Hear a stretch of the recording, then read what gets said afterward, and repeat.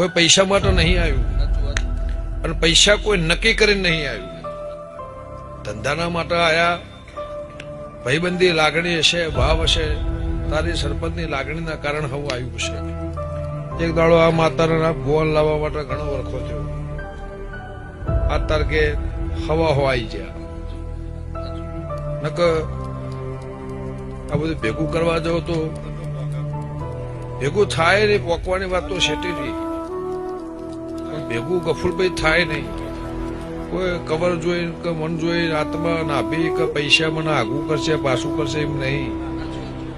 તારી લાગણી, તારો ભાવ અને તમારો સ્વભાવ આખી રાત નવરાશ લઈ હાજરી આલવી તો અડધો કલાક 10-15 મિનિટનું કામ છે.